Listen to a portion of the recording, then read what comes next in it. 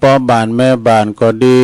จะขับรถขับละออกคุ้มออกโคก็คือมีสติก่อนสตาร์ทรถมันหนักมันหลายขอเดินทางแคล้วคลาดปลอดภัยไปดีมาดีเด้อทุกตารางกิโลเมตรของการเดินทางทั้งขาไปทั้งขากลับเด้อเอาละตอนนี้ไปตัวลุงก็จะเอ่ยไปดังสถานี สถานีวิทยุในเครือข่ายที่เปิดรับสัญญาณรายการธรรมะชงเวลาตั้งแต่ตี 3 ถึง 5 โมงเน้อก็ดังต่อไปนี่นะก็ขอขอบคุณสถานีวิทยุคืนพระพุทธศาสนาการศึกษาและวัฒนธรรมเน้อของวัดฝายหินตำบลสุเทพอำเภอเมืองเชียงใหม่ FM 104.50 เมกะเฮิรตซ์โดยเมตตาบารมีธรรมอาจารย์พระครูสมุวิสุวัตรวรกิจโจองค์ขลงในเมืองก็ฟังคืนในปนมีการปิดปืดขึ้นหุงเนอะขอบคุณสถานีวิทยุคณะสงฆ์อำเภอฝางตั้งอยู่ที่วัดพระพุทธบาทอุดมน้ำบ่อสาวาสำนักวิปัสสนาเนอะFM 100.25 เมกะเฮิรตซ์โดยเมตตาบารมีธรรมหลวงพ่อท่านพระครูสุจิตานุรักษ์หลวงพ่อใหญ่เฮาเจ้าคณะอำเภอฝางเนอะและขอบคุณตัวปีจำเริญโชติธรรมโมลิงสัญญาณไปพี่น้องฝางไม่อายใส่ประการฟังการหมักโป่งหลงหลายเนอะขอบคุณสถานีวิทยุแดนดินถิ่นล้านนา ก็ตั้งอยู่ที่บ้านโฮงโงเนื้อตำบลนำบ่อหลงอำเภอสันป่าตองเนื้อ FM 103.50 เมกะเฮิรตซ์โดยพี่ไอรุจิสมบัติเงาคำเนื้อแล้วขอบคุณสถานีวิทยุคืนธรรมาของชุมชนวัดห้วยตองซักตำบลขวงเปาอำเภอจอมตอง FM 98.75 เมกะเฮิรตซ์โดยเมตตาบารมีธรรมอาจารย์พระครูวาปีวรมานิตเนอร์โซนไต่สายไต่ก็ฟังตั้งแต่เพลงมาเหมือนกันขอบคุณสถานีวิทยุมนเสียงธรรมจากอำเภอแม่แจ่มในวัดบุพาราม FM 106.25 เมกะเฮิรตซ์โดยเมตตาบารมีธรรมหลวงปู่พระครูมงคลวิสิทธิ์เนื้อหลวงปู่เจ้าคณะอำเภอแม่แจ่มนะขอบคุณท่านพระปลัดอุทัยถึง2อุทัยโดยเนื้อขอบคุณสถานีวิทยุเน็กเนลเรดิโอ FM 96.75 เมกะเฮิรตซ์บ้านจงตำบลทุ่งกวาวห้างหุ้นส่วนจำกัดอนุสรณ์เรดิโออำเภอเมืองปานจังหวัดลำปางขอบคุณสถานีวิทยุชุมชนคนเหนือเขื่อนตั้งอยู่ที่บ้านดงดำอำเภอฮอดจังหวัดเชียงใหม่ FM 90.75 เมกะเฮิรตซ์ขอบคุณสถานีวิทยุเพื่อการศึกษาและพัฒนาอาชีพเรดิโอเน็ตเวิร์ก FM 103.00 เมกะเฮิรตซ์อำเภอเมืองจังหวัดลำปางขอบคุณสถานีวิทยุเรดิโอเน็ตเวิร์ก FM 99.50 เมกะเฮิรตซ์วิทยาลัยวิทยาลัยเทคโนโลยีและเพื่อการและการเทคโนโลยีและการจัดการกฟผ.แม่เมาะลำปางแล้วก็ขอบคุณสถานีคืนใหญ่ประจำลำปางเขาเนอะประจำลำปางเขาก็คือวิทยาลัยสงฆ์นครลำปางตั้งอยู่ที่วัดบุญญาวาสวิหารเนอะ FM 106.50 เมกะเฮิรตซ์นะโดยท่านดร.จิรศักดิ์ปันลำผู้อำนวยการขอบคุณท่านดร.พัชริยาฟองจันตาฝ่ายวิทยุลิงสัญญาณไปแล้วพี่น้องตั้งเมืองลำปางเขลางนครก็ฟังกันหมักโป่งลงหลายเนอะหลายขอบโขหลายอำเภอไปถึงเมืองเถินไปนะเรียกก็พี่น้องบันไก่เนอะสีคำเรดิโอบ้านนาเหลืองนอกอำเภอเวียงสาจังหวัดน่านเนอร์ FM 92.50 เมกะเฮิรตซ์นะอันนี้เป็นรายชื่อรายนามของคืนสถานีแต่ละคืนที่เปิ้นได้ลิงก์สัญญาณนำรายการธรรมะตอนเจ้าก่อนแจ้งไปหืดตันผู้ฟัง ถึงบ้านถึงจองถึงหอถึงเฮินแต่ว่าเปิ้นเปิดก็ได้ยินถ้าเปิ้นเปิดก็ไม่ได้ยินสดาญาติโยมมันโหมไผโหมมันเนาะบางคนก็ใจโจดใจจ่อใครฟังเทศฟังธรรมบางคนก็เอาเวลาไปขวางก็รับดีกว่าก้าพักผ่อนสายตาก็ถูกแล้วนะเวลาหมออีนี่มันยามรับดูสดามว่าเปิ้นว่าโตเนาะมันรับโมนยิงฝุ่นตกสีให้หน่อยนะมาถึงบ่ไข่ลุกมันรับโมนรับงานอาหารตาเนี่ยสดาพักผ่อนสายตาแต่บางผู้บางคนนั้นตื่นมาก็เป็นว่าไข่ลุกก็อีน่ะก็ไปฝ่าลูกเตอมันเจ้าอยู่เน้อสถาก็ขอเหือนเฮานอนขาบจุดที่หันก่อนเพราะว่ามันเจ้าอยู่ลูกมาก็ไม่จางได้เยี่ยมสังนี่เขาจะอยู่คนเดียวลูกหลานมันจะตื่นเขาเยการมามอยเนาะก็อินดูเขาเอกะเขาก็เลยยอบอย่างปล่อยเขาตื่นก่อนใจเย็นไปฟังลูกฟังตื่นเตออีน่ะเนาะอันนั้นก็ฟังไปเบาๆก็ไม่ต้องว่าไปเปิดดังลำไปการเขาอยู่คนเดียวอีกก็ไปอย่างหนึ่งแต่ว่าลูกหลานเนี่ยการเขารับเขานอนเขาเหยียดการวันคำเขาหมอยกันเนาะแล้ววันนี้มาพบมาปะกันก็ตะลงกับวันนี้เป็นวันศุกร์แล้วกันเนี่ยเนาะศุกร์เอาเราเสาร์เอาหน่วยวันศุกร์ที่23ของเดือนพฤษภาคมพุทธศักราช2568มาเนี่ยเนอสถาเนอวันเวลาก็ล่วงเลยผ่านไปโว้ยเนาะเดือนพฤษภาก็ทำสักกี่ติดสักกี่วันก็จะได้เสี่งไปก็จะเข้าสู่เดือนมิถุนากันแต่ว่าปาเวณีนะก็มีกูเดินนะกันวัดเปิ่นก็วัดเฮาอนุรักษ์รักษาวัฒนธรรมประเพณีอาบน้ำทาดก็ดีสงน้ำทาดก็งานประเพณีมันถึงมีดูสถาสงน้ำพระก้านี่ก็ถ้ามีกินมีตานวัดไก่วัดหอดตึงถึงกันก็ไปกินเป็ดตาลด้วยกันเด้อจะเป็นละประเพณีเก่าเดิมเฮาเนาะประเพณีก็คือมีกูปีก็อนุรักษ์รักษากันไปนะโอ้บัดเดี๋ยวนี้ปินดีอินดูเนาะสดาก็หันในข่าวข้ามสังกานี่กิจกรรมโรงงานใหญ่ๆเนี่ยนะเปิ่นยุดกิจการลอยแพคุณงานกันโอ้ยเป็นร้อยเป็นปั้นคุณเนี่ยสดาติตกงานบัดเดี๋ยวนี้นะลำไห้กันว่าโอ้เป็นดีอินดูก็คือหมายความว่าการบำได้ทำงานก็มีเงินหน่อยนะงานคือเงินคืองานเลี้ยงครอบเลี้ยงโคลูกเต่าปอเมเสาหลักของเฮาไม่ได้ทำงานแล้วจะไปหากินอันใด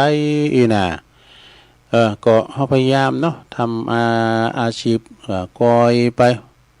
อยทำกันไปเนาะเคยเฮาได้นักเฮาก็ได้น้อยก็ทำไปจะไปเลิกงานคอยประคับประคองชีวิตกันไปเนาะโรงงานใหญ่ๆนี่เพิ่นว่าผลผลิตมันได้น้อยแล้วก็แบกน้ำหนักรายการต่างๆคือเงินต้องใจคนงานกันแล้วก็ของขายมันลดหน่อยถอยลงไปมันแบกภาระหนักเปิ้นก็เลยหวังหยุดกิจกรรมกิจการกันไปเนาะเสียดายดูคนงานเนาะ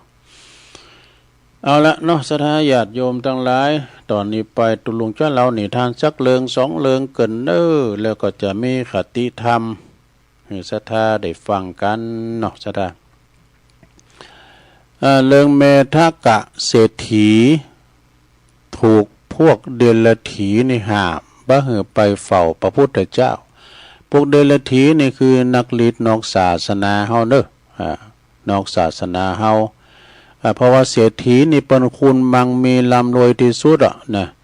ก็อยากจะหืออุปถากอุปถัมภ์พวกเดรัจฉีอีกแล้วก็บ่หือไปเฝ้าพระพุทธเจ้าก็มีเรื่องมาว่าอยู่มาคราวหนึ่งเนอะพระพุทธเจ้าก็เพิ่นทรงเล็งหันโดยญาณหันว่าอุปนิสัยตีจะได้สำเร็จโสดาปฏิผลของเมทกะเศรษฐีพร้อมด้วยบุตรภรรยาตึงลูกตึงเมเนอะ ลูกสะใภ้ตัวว่าโอ้ล้านด้วยดูตลอดถึงถาดข้าทาสบริวารโอ้พระพุทธเจ้าก็เลยเสด็จไปที่พัทยนครไปพักอยู่ที่สวนชาติยาวันไปพักอยู่ที่หันเนาะเมธากเศรษฐีเปิ้นก็ครอบครัวของเปิ้นนี่เปิ้นมีแปะทองคำนี่มีแปะทองคำอันโตอันใหญ่เต้าจ้างเต้ามาเต้าโงปู่แปะทองคำเลยนะซึ่งสำเร็จความปรารถนาของคุณทางโปง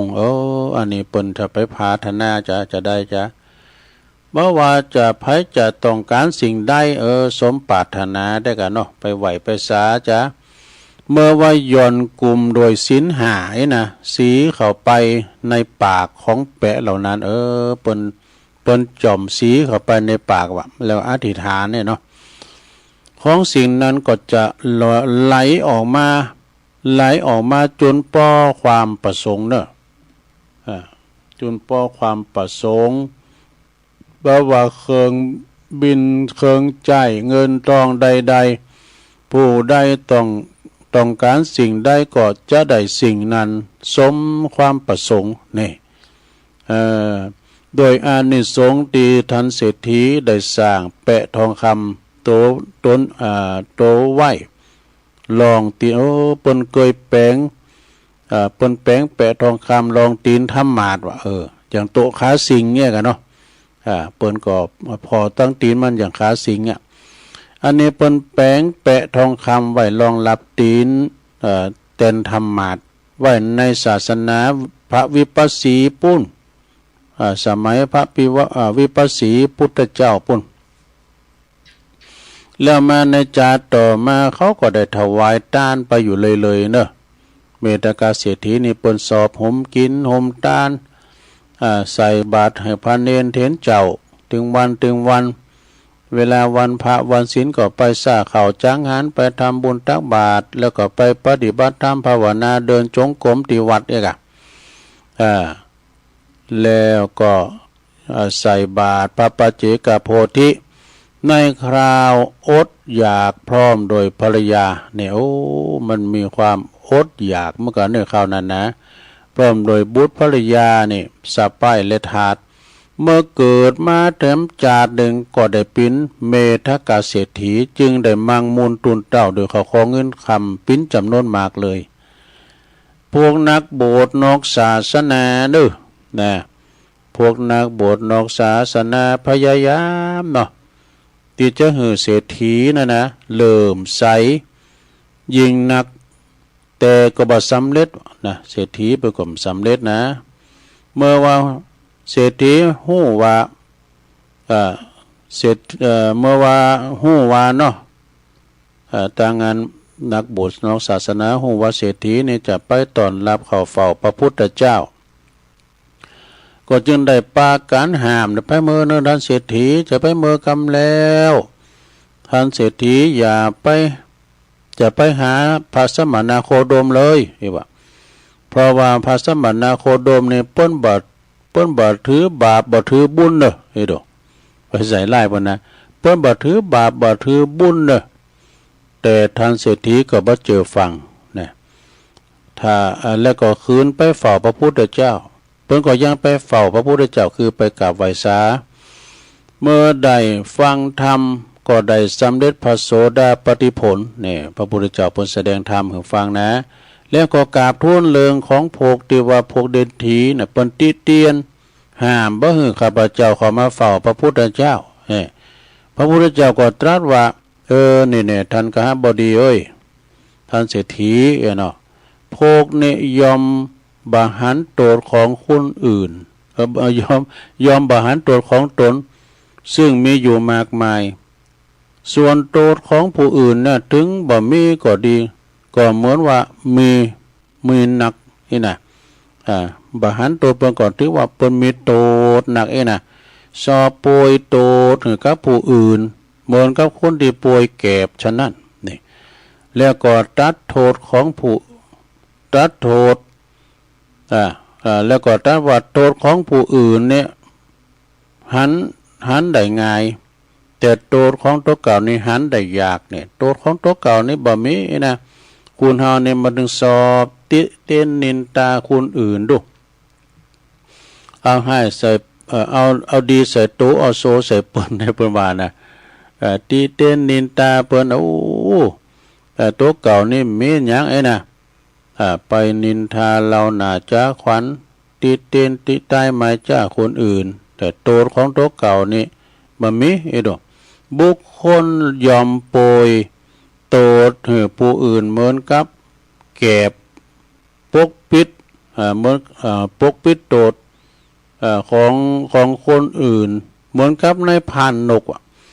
ในพันนกเนี่ยมันไปแปลว่าพกเนอะไปพกโดยว่าบางโตอยู่ในใบไม้อยู่ตีใบไม้เอาแป้งซุ่มเนาะเอาใบไม้มาพางโตแล้วก็จ้องที่นักขานกชั้นนั้นดังนี้นี่เรื่องนี้เปิ้นก็จริงหันว่าคุณโดยมากนี่เป็นคุณโง่เขลายอมสอบติเตียนผู้อื่นและสอบปกปิดความชั่วของตัวไว้นั่นเองจบลงไปซะดาเรื่องแรกนะต่อไปติดตามเรื่องที่สองนี่มันมีสองเรื่องกันโลซะดาติดตามตอนต่อไปในเรื่องที่สองเรื่องที่สองในปิ้นจะได้เรื่องที่สองนี่ก็คือปิ้นเรื่องอย่างอี้เนอซะดาเรื่องที่สองนี่มีตุเจ้าตุนหนึ่งเนอะนี่ตุเจ้าก็คือภิกษุรูปหนึ่งรูปใดรูปหนึ่งดำเนินความตามในพระไตรในพระธรรมบทว่าองค์พระสัมมาสัมพุทธเจ้าปนเสด็จประทับอยู่ที่เชตวันมหาวิหารเนอะปนทรงปาลบภิกษุรูปใดรูปหนึ่งติปินตุนเหตุนะดังเตได้สดับและฟังมาว่ามีพราหมณ์มิจฉาทิฏฐิคนหนึ่งมิจฉาทิฏฐินี่คือหันพิษเนอะสัทธาคนบุคคลหันพิษมิจฉาทิฏฐินี่นะถ้าสัมมาทิฏฐินี่หันถูกเนมีพราหมณ์จะพราหมณ์ผู้พราหมณ์เถ่ามันจะนะมีพราหมณ์ผู้หนึ่งนี่มันมีความมิจฉาทิฏฐิความหันพิษต่างบ้านต่างลักบ้านเฮิรนอยู่ที่กรุงสาวัตถีวะมีอยู่หันวันหนึ่งพราหมณ์ผู้นี้ก็ห่มผ้าขาวออกไปท้องทุ่งนะผ้าขาวนี่ปนก่อนปนตุ้มผ้าขาวเนาะจะตุ้มผ้าลายหมาเห่านะตุ้มผ้าขาวไปพวกกลางตุงนาบุนะ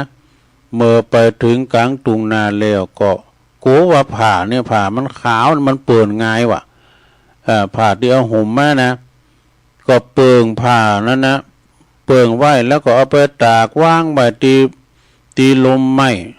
แห่งหนึ่งว่ะเอาไปปาดไว้แล้วเนาะแล้วตนเองก็ไปลิ่นกับเปิ่นที่เล่งโคไปลิ่นก็หล่อเล่งโง่ก็เนี่ยพามนี่ก็อยู่กับตีเพลินที่บนเล่งโง่อยู่หันนะ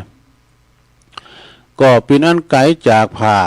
ประมาณมอกพอประมาณมันไกลจากผ่าโลเนาะในขณะนั้นตัสมิงคเนก็มีภคีนศพนะภคีนศพในเป็นพระอรหันตาเนาะสระเนาะภคีนศพตีทำภัตกิจแล้วเนาะก็เดินผ่านมาก็ไปปัสใส่ผ้าขาวพื้นนั่นนะกะเลี้ยวหน้าเลี้ยวหลังเนาะเลี้ยวหน้าเลี้ยวหลังบ่มีไผอยู่ไกลผ่าสักคุณจึงเข้าใจว่าผ่านี่คงบ่มีเจ้าของกะอีน่ะเนาะผ่าปืนดีปืนงามบ่ไปมาละไว้อย่างนี้เนาะก็จึงอธิษฐานว่าอธิษฐานจิตซักผ้าทำผ่านั้นเฮือเป็นผ่าบางสุกุลว่ะเฮือได้เป็นผ่าบางสุกุลแล้วก็ถือเอาผ่านั้นไปเหลือผ่านั้นไปเลยฝ่ายพราหมณ์นั้นนะเจ้าของผ่านะก็หันนั้นก็วิ่งตามว่ะนะแลนตามเนาะโหกด้วยไปอื่นไปว่ะอื่นไปก็ไม่ใช่ว่านะว่าคำหยาบด้วยกล่าวคำหยาบด่าเป็นตัวกุ่นว่ะทั้งกล่าวคำหยาบทั้งบันนักโบสถ์โหโล้นนี่ว่าดูนักโบสถ์โหโล้นไอ้โหโล้นมึงเอาผ้ากูไปทำไมวะโอนเอิ่นตัวเอาผ้ากูคืนมาไอ้เราไปเขียนไว้น่ะ เอาผ้าคืนมาเอาผ้าคืนมาเอาผ้ากูไปทำไมเอกอะฝ่ายพระอรหันต์ผูกไกจากกิเลสก็กล่าวโดยวาจาอนุ่มนวลว่าโอ้ดูก่อนอุบาสกเอ้ยปอออกเนาะอาตมาบ่ฮู้จริงๆอาตมาบ่ฮู้ว่าเป็นผ้าไผอาตมาหันมันต่ำอยู่มันปาดอยู่ก็นึกว่ามันมีเจ้าของไอ้กันเนาะว่าเป็นของอันอุบาสกเป็นว่าผ้านี่เป็นของผ้าปออกผ้าอุบาสก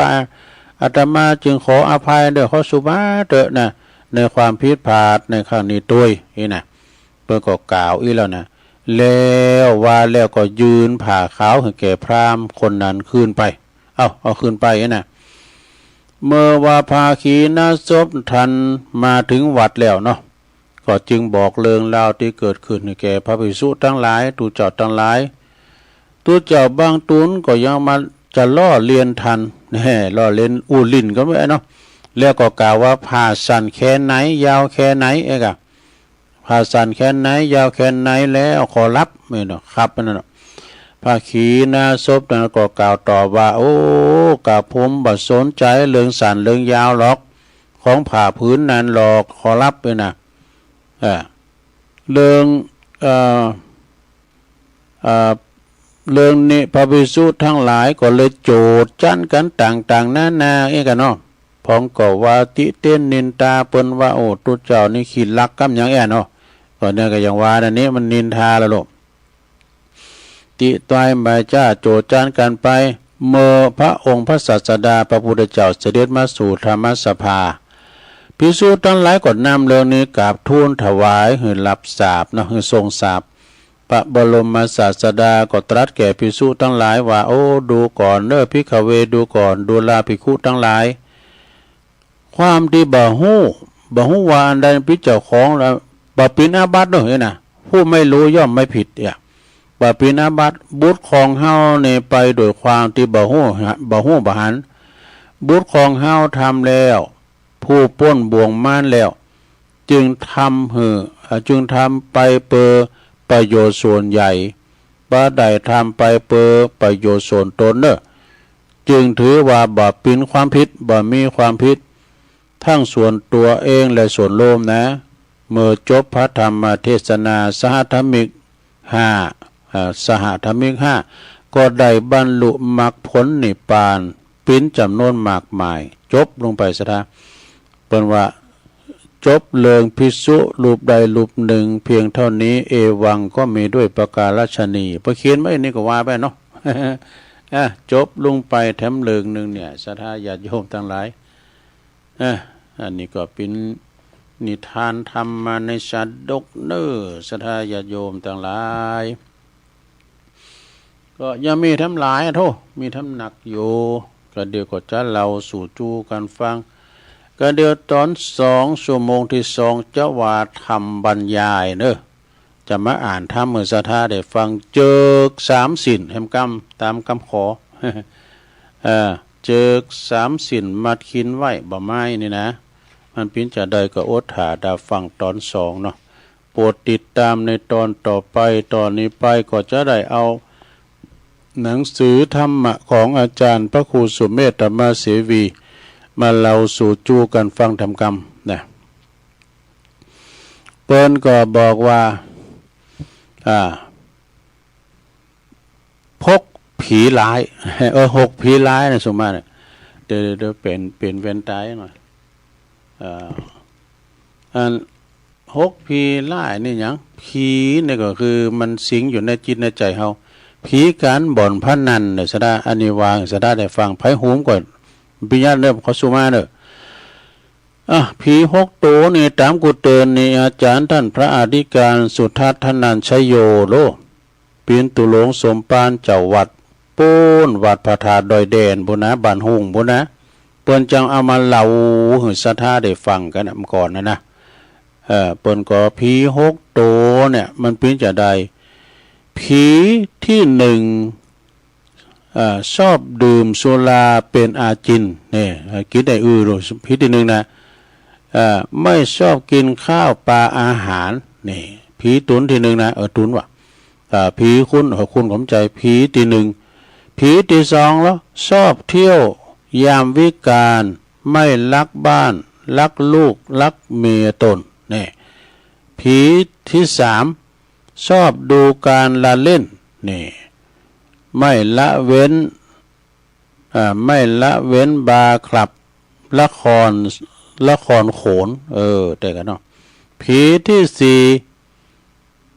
คบคนชั่วมั่วกับโจรนี่หนีไม่พ้นอาญาตราแผ่นดินผีที่ห้าชอบเล่นม้ากีฬาบัตรอันนี้การพนันเนาะสารพัดถั่วโปไฮโลซินนี่อันนี้นะและผีสุดท้ายผีที่หกเราเกียรติค้านการทำกินนี่เกียรติค้านการทำกินมีทั้งสิ้น6ผีอับปรีอันนี้นะเพิ่นเขียนไว้ดอกนะเดี๋ยวนี้แถมทั้งหน่อยเพิ่นว่าคืออบายามุขเป็นผีกินคนเนี่ยทำให้ยากจนเป็นคนเหลวไหลทรัพย์สินสูญหายร่างกายเป็นภัยใครงดเสียได้สบายจริงแต่กันเนาะก็ย่างเนาะปิ้นเหล็กปิ้นหอยก็ดีสุมาเด้อมันก็หอยฟังก็เอาเนี่ยว่าทำกรรมหนึ่งเกินศรัทธาอันนี้เป็นว่าเรื่องโดยศีลห้าเด้อซะนะเด้อแต่เปิ้นมีเป็นขอนะแล้วเปิ้นมีแผกผักแตกต่างกันไปหน่อยอันนี้เปิ้นว่าศีลห้าสำหรับหลักประกันของหลักห้าประการของคฤหัสถ์ก็ได้แก่ศีลข้อที่หนึ่งนะเป็นหลักประกันชีวิตเป็นหลักประกันด้านชีวิตคือมีปกติบ่เบียดเบียนแม้แต่สัตว์เล็กสัตว์น้อยนี่อันนี้ปาณาติบาตนะปาณาติปาตาเนี่ยนะคือบ่เบียดเบียนสัตว์และคนอื่นเดือดร้อนมาสัตว์เล็กสัตว์น้อยก็ตามเด้อนะศีลข้อที่สองเป็นหลักประกันด้านทรัพย์สินแถมแล้วทรัพย์สินเงินทองคือมีปกติเฮาบ่ลักบ่ขโมยของคนอื่นนี่ บางคนไปเกี่ยวหญ้าในโซนเปิ้นนี่ได้พริกหนุ่มบ่เคอเว้ยน่ะมันบุ่มหญ้ามาเนาะอันนี้ตามตุลุงทองว่านะโตอันขอจะคายน้อยเด้อน่ะลกบ่ดึงหักเหงาถึงคุณก็ย่ำปลูกของคนเดียวอ่ะศีลข้อที่3เด้อเป็นหลักประกันขอบโคทำแล้วคือมีปกติไม่ประพฤติผิดในกามครอบครัวก็จะอบอุ่นใจเนอะครอบครัวก็อุ่นใจนี่ศีลข้อที่สี่เป็นหลักประกันศักดิ์ศรีหลักประกันญาติมิตรก็คือมีปกติบ่พูดเท็จเนี่ยเรียกว่าสร้างเครดิตแก่ตนเองเนี่ยบ่จุบ่ลายบ่จุโตเก่าบ่จุเปิ้นหือโตเบเสของนะอันนี้คือมุสานะบ่จุบ่ลายบ่พูดเท็จพูดเพ้อเจ้อพูดคำหยาบแล้วก็ศีลข้อที่5เป็นหลักประกันความดีหลักประกันตนหลักประกันตนเองก็คือมีปกติบ่ดื่มสุรายาเมาอันเป็นฐานที่ตั้งแห่งความประมาทแน่ศรัทธาญาติโยมนะเพิ่นบอกว่าคนผิดศีลสังเกตได้ง่ายก็คือจะเป็นคนโหดร้ายมือไวใจเลี้ยวพูดปดหมดสติดู โทษของการตีคุณเฮาบ่มีศีลก็คือเฮาต้องมีคุณคุกตารางไว้ขังคุณตีโหดไล่มือไวใจเร็วเฮาต้องมีประตูหน้าต่างเล็กดัดป้องกันทรัพย์สินของเฮาต้องมีกฎหมายไว้ควบคุมเอกสิทธิ์ภายในครอบครัว องค์พระบาทสมเด็จพระเจ้าอยู่หัวรัชกาลที่6ดูเปิ้นปากพันกรไว้ว่านี่เป็นกรแล้วนะลงเด้ออันนี้เปิ้นว่าเมืองใดตีบ่มีทหารหารนี่นะเมืองนั้นบ่จ้านนานเป็นขี้ข่าเปิ้นนี่เมืองใดร้อนเมืองใดไล่จอมป้าลาก็คือบ่ยาจอมเมืองนะเมืองนั้นบ่จ้าก็อับจนเด้อเมืองใดบ่มีพาณิชย์เลิศก็คือประกาศในขายจ้ะเนาะพาณิชย์เลิศเมืองนั้นบ่จ้านนั้นก็จะเกิดความขัดสนนำแล้วเนี่ยเมืองใดตีไล่ศิลปะโสพลเมืองนั้นบ่จ้านนั้นเมืองนั้นบ่ป้นเสื่อมทรามนี่ศิลปะโสพลนี่นะเมืองนั้นบ่พ้นเสื่อมทรามและเมืองใดบ่มีกวีแก้วนะกวีแก้วก็คือนักเขียนข้ามสังกัดคำกรอย่างกวีฟิปากกับเมืองไกลน่ะเนาะเมืองนั้นบ่แค่คนยามเนี่ยเมืองนั้นก็บ่แคล้วคนยามเด้อเมืองใดไร้นาลีงามเมืองนั้นหมดความภูมิใจเนี่ยและเมืองใดที่มีดนตรีที่บ่มีดนตรีเลิศนะเมืองนั้นนี่เพราะว่าไม่เพลิดพิสมัยนี่และสุดท้ายเมืองใดที่ไล่ศิลป์อำไพเหรอเมืองนั้นบรรลัยแน่นอนนี่สถานเด้อเมืองนั้นไล่แน่นอนนี่ก็เป็นคำของรัชกาลที่6เด้อเปิ้นเราสู่จู้กันฟังนะสดาญาติโยมทั้งหลายติ๊กไว้ให้มันอยู่อันนี้เป็นหยัง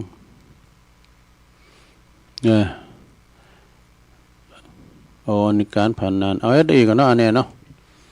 หนังสืออาจารย์พระครูสุเมธธรรมเสวีอันนี้เป็นของหนังสือของ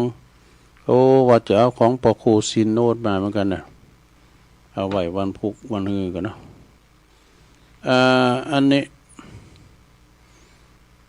คนดีมีคุณค่าของอาจารย์มหาประสิทธิ์นำแล้วนะก็เอามาแก้คัดไปศรัทธาญาติโยมกันมีมนต์ในตุลุงของจางประพันธ์คนดีมีคุณค่านี่เป็นจะได้การเป็นคุณประวัติการเป็นคนจนบัจใจว่าเป็นคนที่บ่ดีบัจใจว่าเป็นคนดีบ่ได้นะเป็นคนตัวคนจนเนี่ยนะก็คือเป็นคนดีอยู่บางคนรวยในปย่ำดีก็มีนะแต่บางคนนี่เป็นคนจนแต่ก็ยังบัจใจว่าเป็นคนบ่ดีนะเป็นคนดีบ่ได้บัจใจคนจนก็มีศักดิ์ศรีนี่มีศักดิ์ศรีบัดถูกบ่ได้เปิ้นว่าถึงบ่ดูดีแต่ก็ทำดีได้นี่คนจนนี่นะถึงบ่ดูดีแต่ก็ทำดีได้จนอย่างมีศักดิ์ศรีดีกว่ารวยหน้าเลือดดูเอาเปรียบคนอื่นรวยจากบาปจากความตุกข์ของคนอื่นจะตุกข์ยากลำบากขนาดไหนก็ขอเฮาเป็นคนดีแน่บ่ทำนาบุญหลังคุณดีโดยตนเองการดีคุณลำรวยบ่ได้เป็นเครื่องวัดความดีหรือว่าความสุขอย่างแท้จริงแน่รวยแล้วหันแก่โตบ่มีน้ำใจได้เงินมาจากสิ่งที่บ่ดีนะเอาไปใจในสิ่งต่างที่บ่ดีจะลำรวยมั่งมีขนาดไหนอย่าประมาทเด้อ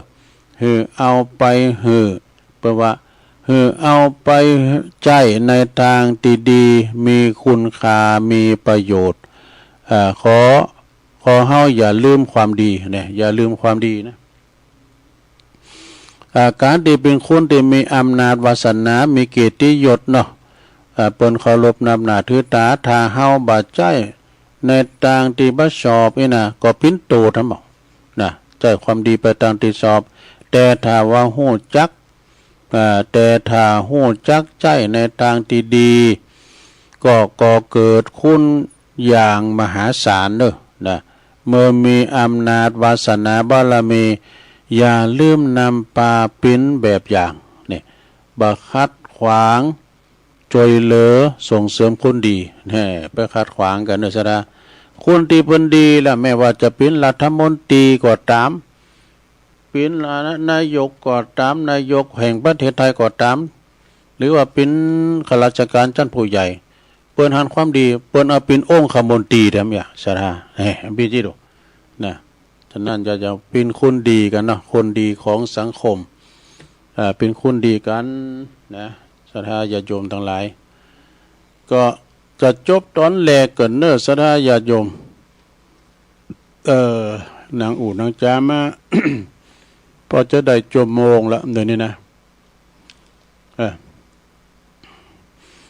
วันนี้ก็เป็นวันศุกร์เนาะศรัทธาญาติโยมสิ้นแล้วที่ผ่านมาก็ได้ไปช่วยการช่วยงานที่วัดสงแควอำเภอดอยหล่อเขานี่นะเปิ่นทรงน้ำพระธาตุทรงน้ำลูบเหมือนของครูบาตุยธรรมเสโนโอ้ขอคุณก่อนนักก่อนหลายอยู่เนาะตั้งคณะศรัทธาเปิ่นมีถึง2 หมู่บ้านบ้านกลางบ้านสงแควนะครูบาอาจารย์เปิ่นก็เปิ่นนิมนต์มาสื่อโพลาจาตาเอกสื่อโพลาจาตาอันมีอาจารย์อาทิพงษ์ท่านมหาอาทิพงษ์พร้อมแล้วก็พระภิกษุสามเณรเนาะแล้วก็ตั้งปหลวงทวีชัยอิวกาดปหลวงเดชนะปหลวงใหม่เนาะเปิ้นมาหับตุลุงถึงบุญดอยนะไอ้สันนี่เขาน่ะไอ้สันเป็นนานการเขาโอ้ก็แล้วกันไปเป็นอย่างแล้วก็สินหนานี่แถมไม่นะศรัทธาก็จะมีรายการต่อแถมจากนั้นก็ขออนุโมทนาเนาะพี่น้องตังสงแควได้ถวายการต้อนรับเป็นอย่างดีเอาละเนาะศรัทธาญาติโยมตอนนี้ตัวลุงจะหยอบหยั่งให้กำกันเนาะตัวลุงนางมือก็เจ็บหลังเจ็บเอวนี่นะเนาะคุณเฒ่าเนี่ยก็เดี๋ยวก็เตียวไปเตียวมายกย้ายใครเตียกำอยู่สินเจอสายเดี๋ยวมาปากันตอน2จะเตะธรรมเจิก3 สินมัดคิดว่าอย่าไม่นะเจริญพ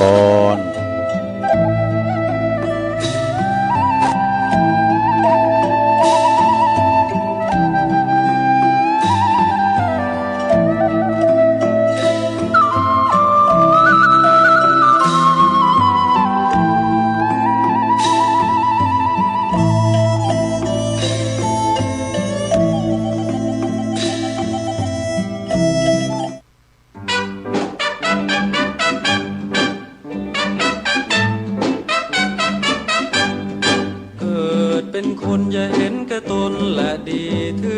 มีร่ำรวยสุขสั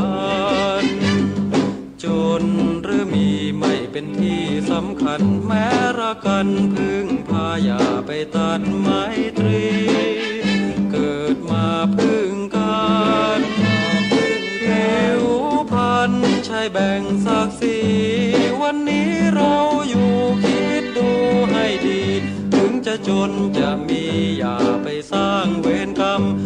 ไปทำชั่วไปอาจต้องใช้กรรมเวรอย่างมงายโลภโลเพราะคงจะเกิดลำเค็ญสร้างบุญพระท่านคงเห็นร่มเย็นพ้นความกังวลถึงวิบัติขาดสนผลบุญนำให้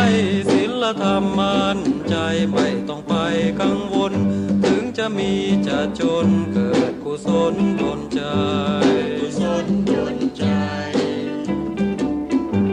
พฤศพภกาสอนอีกุญชรอันปลดปลงโททนเสน่งคงสำคัญหมายในกายมีนรชาติได้วางวายมาลายสิ้นทั้งอินทรีย์สถิตทั่วแต่ชั่วดีประดับไว้ในโลกาเกิดเป็นคนอย่าเห็นแก่ตนและดีถึงจะมีร่ำรวยสุขสันต์จนหรือมีไม่เป็นที่สำคัญแม้รักกันพึ่งพาอย่าไปตัดไมตรีเกิดมาพึ่งกันผิวพรรณใช่แบ่งศักดิ์ศรีวันนี้เรา นจะมีอย่าไปสร้างเวรกรรมคืนไปทำชั่วไปอาจต้องใช้กรรมเวรอย่างมงายโลภหลงเพราะคงจะเกิดลำเค็ญสร้างบุญพระท่านคงเห็นร่มเย็นพ้นความกังวลถึงวิบัติขาดสนผลบุญนำให้ศีลธรรมมั่นใจไม่ต้องไปกังวลถึงจะมีจะจนเกิดกุศลดลใจ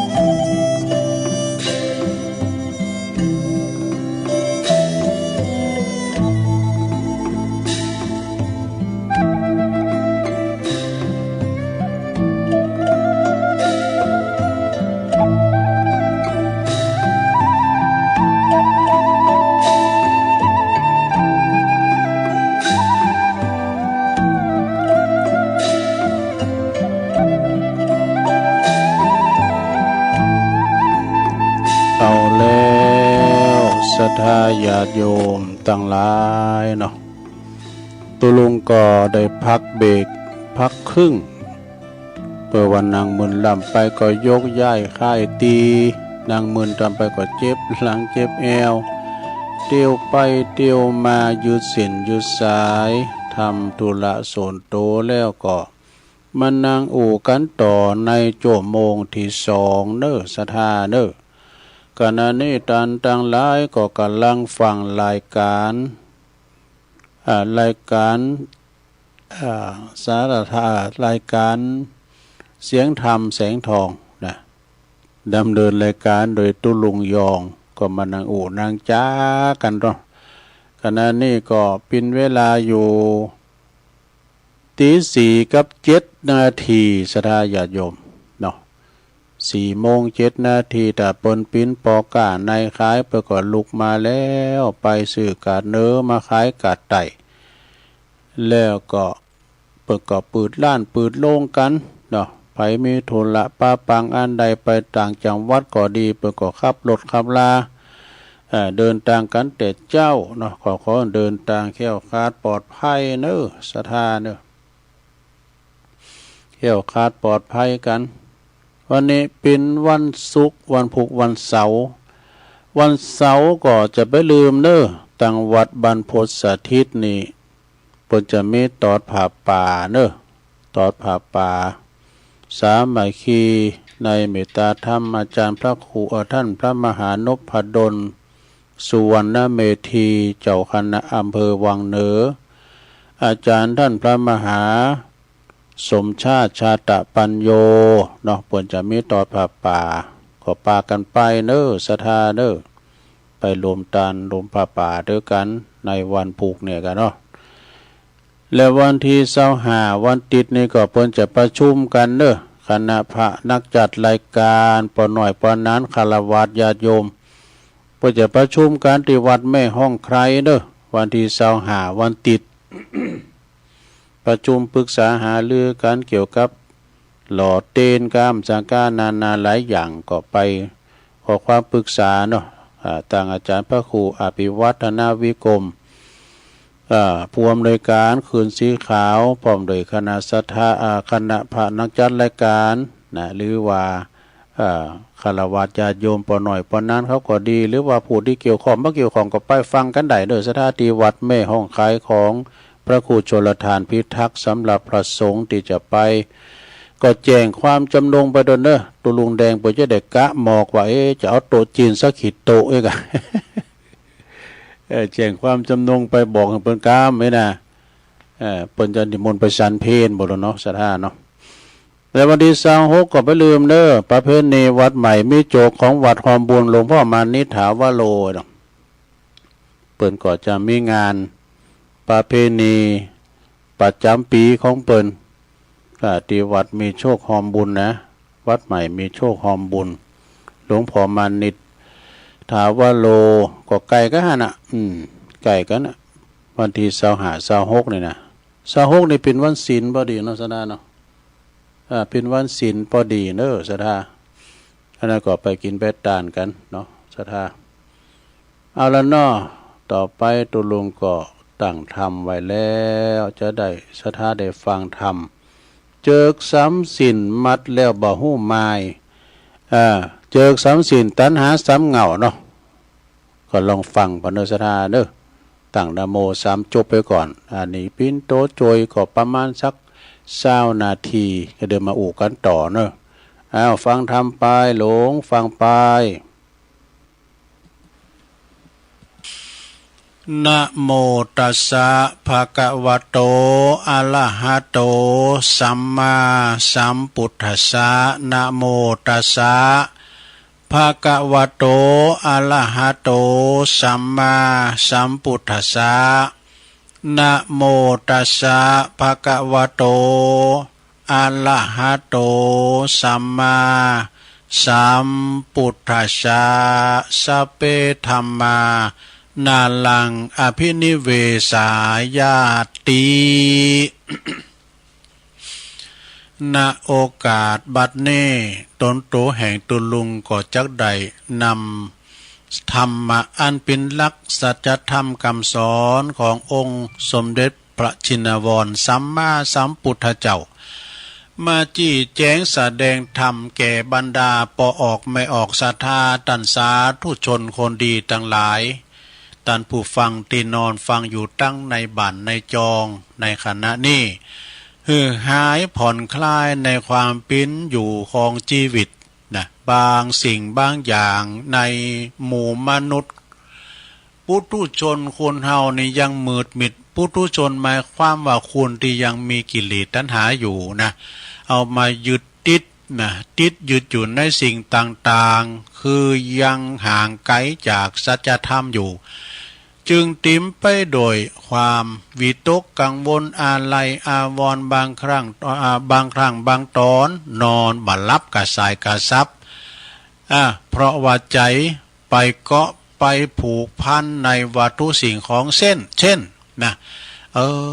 จะไปทำบุญจะไปวัดจะไปว่าจะไปฟังเทศน์ฟังธรรมก็ไปบ่ได้พร้อมหยังเพราะมันมีบ่วงมารทัดทานไว้โลดเลยบ่ได้ไปนะสร้างบ่ได้ไปสร้างคุณงามความดีนะห่วงนักกังวลนักก็ทุกข์นักแท้หมอหูจักปุงหูจักปล่อยวางนะก็จะบรรเทาความทุกข์ผ่องปกติปุถุชนคนเฮาเนี่ยเมื่อยืนเดินนั่งนอนนะเคลื่อนไหวได้เป็นธรรมดามีจิตใจก็ต้องคิดมีชีวิตก็ต้องห่วงนะแต่ว่าห่วงนักยึดนักก็หมดอิสระภาพเนอะตึงหาบตึงกรเนี่ยตึงหาบตึงกรแล้วก็จุนว่าถึงแก่เฒ่าชรานะสมเด็จพระสัมมาสัมพุทธเจ้าเปิ้นจึงถลัดไว้ว่าในการดำเนินชีวิตโดยใจสติปัญญาสตินั้นก็คือเบรกรถหลงหูจักเบรกห้ามรถนั่นเนาะนะมีสติเหมือนห้ามรถคือเบรกปัญญานั้นก็คือหูดีหูเสียเหตุและผลอย่าไปหักโลภโกรธหลงจนเกินพอดีเนอะนะมีมัชฌิมาปอปานกลางนี่ก็พอละนะมีปัญญาเป็นสัญญาณไฟแดงนี่สัญญาณไฟแดงเข้าไปเมืองนอกปุ้ยนี่นะไปทางเมืองลาวเพื่อว่าการไฟแดงออกเพื่อว่าไฟอำนาจก็แท้กันเนาะการแดงปุ๊บนี่ต้องจอดหมดไฟอำนาจ มีปัญญาก็คือเหมือนกับสัญญาณไฟนะเหมือนว่าเฮาใจไฟฟ้านี่นะเหมือนกันนะสราเด้อไฟฟ้านี่นะมันมีทั้งคุณทั้งโทษนะมีคุณอันนั้นมีโทษมหันต์อาจจะทำให้ถึงตายนะจนเป็นต้องจำเป็นต้องมีเครื่องตัดเครื่องตัดคืออย่างเซฟทีคัดนี่เซฟทีคัดตัดไฟทุกครั้งฉันใดสติความคิดนะความนึกคิดจึงเป็นสิ่งที่สำคัญเนอะการยืนเดินนั่งนอนอิริยาบถสี่จะปราศจากสติบ่ได้นะดังตีตันกล่าวไว้ว่าสติมาปัญญาเกิดสติเตลิดจะเกิดปัญหาเนี่ยอวิชชาเข้ามาแทนทีเพราะเหตุนี่แหละคนที่มีสติมีปัญญาสมาธิสามารถดำรงชีวิตโดยปกติสุขกว่าคนที่เปิ้นขาดคุณธรรมขาดสตินะคือขาดสติปัญญาขาดความดำริตริตรองพลั้งเผลอหักห้ามอารมณ์บ้าใดเลยเข้าทำนองดีว่าวัดก็เข้าเราก็กินนั้นอันนี้เพิ่นเขียนไว้นะชุมาเนี่ยลงเด้อพี่ให้ฟังเหรออันลุงวัดก็เข้าเหล้าก็กินแล้วก็ถือบุญก็หาบบาปก็แบกเอากูอย่างได้รวมทุกรสเปิ้นว่าวัดก็เข้าเหล้าก็กินศีลก็ถือบุญก็หาบบาปก็แบกเอาบาปเป็นทุนเอาบุญเป็นกำให้แน่อีดูผลสุดท้ายศรัทธาญาโยมความดีก็สูญหายไปหมดว่ะนะถ้าเปรียบเหมือนน้ำขุ่นเอาไว้ตั้งในน้ำใสเอาไว้ตั้งนอกน้ำขุ่นก็มีน้ำใสก็มีสระตกตะกอนก็มีทำบุญแต่ละที มัคคณายกปู่จานน่ะพออาจารย์เนี่ยเปิ้นจะสุมาโดดเปิ้นจะสุมอกสุมาเอาน้ำคาเมนสุมปล่อยยอดานเนี่ยขอสุมาลาโตตีได้โล่งล่ำกำเกินเนาะได้ยกตีต่ำได้ย่ำตีสูงสับเตอก่อนละอ่อนมาเวทวันมากินพองอีน่ะโกปินว่ากายกรรมวจีกรรมมโนกรรมปจำปจว่าไปหมดนะกายตัวเลวาจีตัวเลมโนตัวเลปจานั้นไอตันว่าใจเป็นนายกายเป็นบ่าวบ่าวนี่คือว่ามันจะว่าเป็นบ่าวที่ว่าบ่าวสาวนะบ่าวนี่เพิ่นว่าหับใจหรอกนายนี่ก็คือว่าเป็นนายเฮาคือหยังใจเป็นนายเนี่ยใจมันบัญชาการนะอย่างตัวลุงเกิดเตทำเนี่ยนะกายกายนครน่ะตัวเฮานี่เป็นนครแห่งมดนครแห่งโลกสิ่งที่มาสิงสถิตอยู่ในตัวเฮานี่มากมายนะซะนะพยาธิพยำเนี่ยมันเฮาเป็นโลกของมันนะมันอยู่ที่กินมานะโอ้มันได้ถ่ายยาจัดมันจะถ่ายยาโอ้โกเป็นบาปตรงพยาธิจะตาย อันนี้ก็ว่ามักลาบ่เนาะเนาะเนี่ยจิตเปิ้นว่าเรียกว่า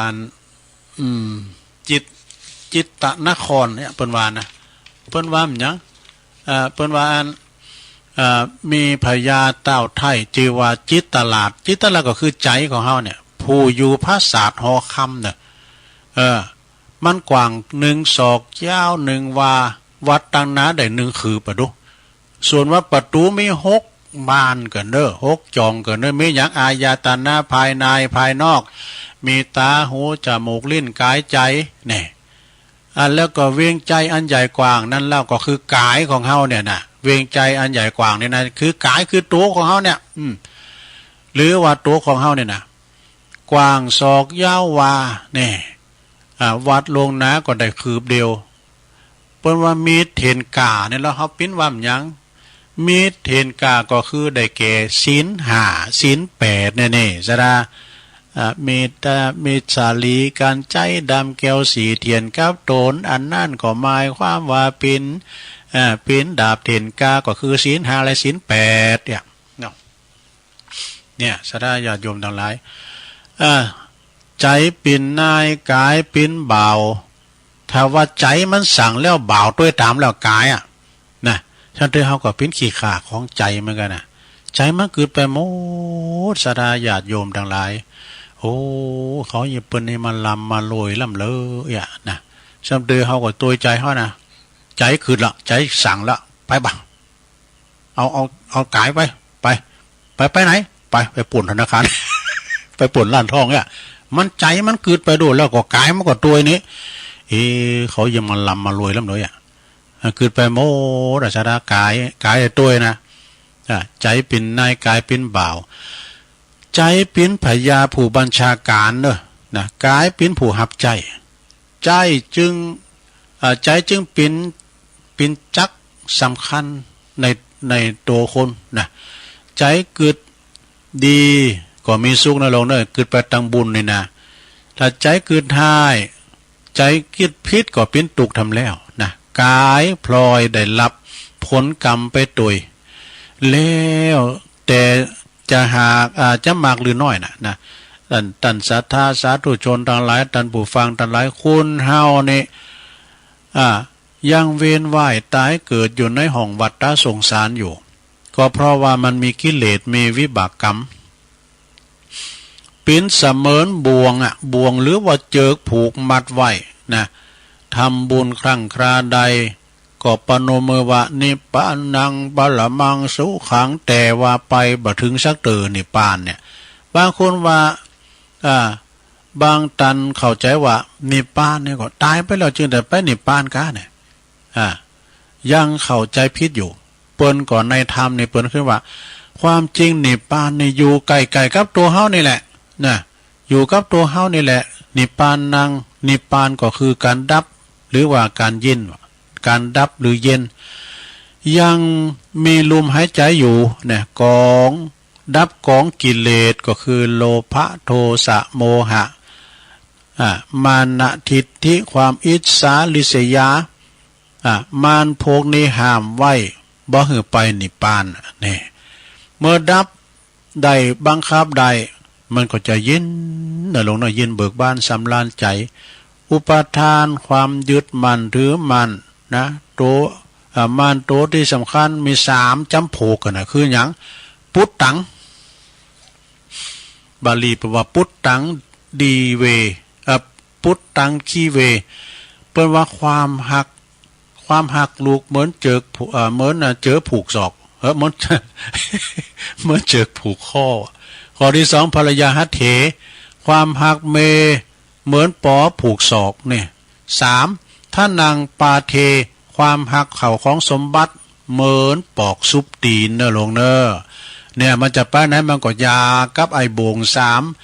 เจอ3สินเนี่ยนะหักลูกหักเมหักเข่าของสมบัตินะ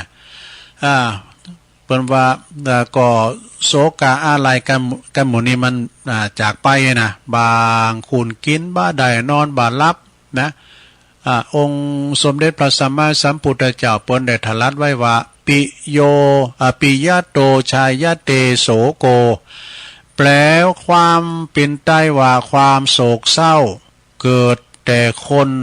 แล้วก็สิ่งของตีตนหักนะมันสัมผัสท่าแล้วก็มีบาลีเปิ้นยืนยันให้บทหนึ่งว่าสัพเพธัมมานาลังอภินิเวสายะเนี่ยซึ่งก็แปลว่าสิ่งตั้งหลายทั้งปวงบ่ควรยึดมั่นถือมั่นแบกไว้ก็แบกไว้ควรหู้จักปงไว้พองนะ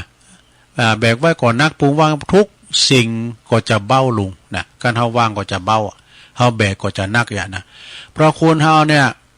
มักจะงมงายนะมัวงมงายประมาทขาดสติจึงขาดสติลืมนึกถึงกรรมพระพุทธเจ้าก่อนจะเข้าสู่นิพพานเปิ้นจะดับขันธปรินิพพานเปิ้นจะทารัดเปิ้นได้ตรัสฝากไว้ว่าหันทธาเนภิกขเวอามันตยามิโววยธรรมาสังขาราอัปปมาเทนะสัมปะเทถะนี่อันนี้เป็นบาลีนะถ้าว่าเป็นแปลเป็นไต้เปิดก็ว่าดูก่อนภิกษุทั้งหลายเราขอเตือนเธอโอ้โหยอลิ้นแน่น เราขอเตือนเธอทั้งหลายเป็นครั้งสุดท้ายว่าสังขารทั้งหลายไม่เที่ยงย่อมเสื่อมสิ้นไปเป็นธรรมดาท่านทั้งหลายจงตั้งอยู่ในความไม่ประมาทกาจะไปตกอากาศได้ไหมอย่าตั้งอยู่ในความไม่ประมาทเถิดเปิ้นบ่คือประมาทเด้อเป็นพระวาจาคำตรัสสุดท้ายตั้งเปิ้นว่าอย่าอยู่ในความประมาทแน่เนี่ยสถาอันนี้คือบ่ประมาทในการสร้างคุณงามความดีหาตีกอติกรรมนะลงเด้อหาตีกอติกรรมนะก็ได้แก่ธรรมะอันควรแสวงหาอันเป็นคุ้มทรัพย์เป็นตีปึงอันทาวรมีอย่างพองหนึ่งอังคสมานิธิเนี่ยแปลว่าทรัพย์ติโตวิชาความหูเนี่ยทรัพย์ติโตวิชาความหูอันเป็นสติปัญญาประกอบอาชีพเป็นทรัพย์ตีไผลักขโมยไปบ่ได้นะสดาญาติโยมสมมติว่าเขาจางนี่นะเขาจ้างซ่อมวิทยุซ่อมรถเครื่องซ่อมอย่างต่างๆวิชามันมีติดตัวด้วยมีสตางค์อย่างหูหมดแต่มีวิชากินบ่หมดบ่สิงนะและไผลักก็ไม่ได้ด้วยนะไผลักไผขโมยอย่าโอ้แม่หลวงนั่นเปิ้นยังว่ามีศีลธรรมกรรมฐานดีนำเหลือจะไผลักเอาศีลธรรมกรรมฐานไปมาแล้วก็ลักบ่ได้มันเป็นของไผของมันเนาะเฮาขาดได้เฮาก็ทำเองเนี่ยข้อที่2อนุคามิกะนิธินี่ขุมทรัพย์ติดตัวได้แก่บุญกุศลบุญกุศลใครทำใครได้นะเผื่อกันไม่ได้คุณเฮากินข้าวอยู่5คุณกินได้3คุณ2คุณนั้นไปอิ่มเนาะนอกจากว่ากินด้วยกันทั้งหมดคุณงามความดีมีศีลประจำตัวมีสมาธิจิตใจมั่นคงปัญญาหูแจ้งหันสภาวะธรรมสภาวะสังขารทรัพย์คุ้มเป็นทรัพย์คุ้มนี่เป็นฉายาอีวะนี่นะ ปินฉายาอิวะอนุปายินิยินี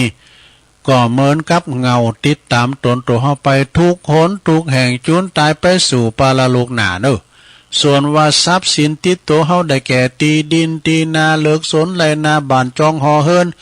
อันทรัพย์สินถิ่นฐานทั้งบ้านช่องอีกเงินทองไล่นามหาศาลเป็นสมบัติชั่วครั้งชั่วคราวได้ชั่วการจำต้องผ่านจากกันเมื่อวันตายเนี่ย ส่วนความดีมีใจสัตว์สมบัติแท้ถึงตัวแก่กายดับไม่ลับหายได้สถิตติดแน่นแทนร่างกายชนทั้งหลายเขาสรรเสริญเจริญพร เขาของสมบัติตกอยู่นี่หมดนะเอาไปไม่ได้ซักอย่างสาราแม้แต่สตางค์บาทเดียวก็ไปไม่ได้มาอย่างได้ไปอย่างนั้นมาแบมาก็แบไปนะจะว่าเกิดมาปุถโธอันน้อยนี่เกิดมาในกาบกาบอันอย่างก็อันสมบัติพระสถานมามันกาบอันตีให้ตีดินไม้น่ะมันก็บ่มีสาระญาติโยมทั้งหลายเฮามาอย่างได้ก็ไปอย่างนั้นเมื่อเจ้ามามีอะไรมาด้วยเจ้ามีหยังมาพองหลงโอนเอาได้หยังมาพองเจ้าจะเอาแต่สุขสนุกฉะไหนมามือเปล่าแล้วจะเอาอะไรไปเจ้าก็ไปมือเปล่าเหมือนเจ้ามานี่มีก็ขาวกับดำหลงบาปกับบุญตาน่ะเด้อที่จะไปโดยเฮานะให้นาปาตั้งทรัพย์สินเงินทองลูกก่มไปโดยเฮาเมก่มไปโดยเฮาเอามาคนเดียวก็ไปคนเดียวเนี่ยยามหนุ่มในปะการโฮงเหล่ายามเฒ่าปะการตีโฮงยาเมื่อมรณาปะการที่เชิงตะกอนอันปฏิหารหมดที่ก็ไม่หลงหลงเอ้ยพระเจ้าหลอดขาไปไหนมาปืนมาตัวอะไรใจอ่อนได้ เอ้ยคุณเฮามาคือก็ตึกตายนะด้วยตึกตายนะเฮามาได้ยินลุงนานเฒ่าแล้วนะมันบอกเกือเปิ้นอู่เฮาไปดีใจอ่อนหน่อยก็ตุเขาเนี่ยจะได้มาโสดเนี่ยลุงนานน่ะกุศลธรรมะกุศลธรรมะมันก่อนลุงนานเป็นตุ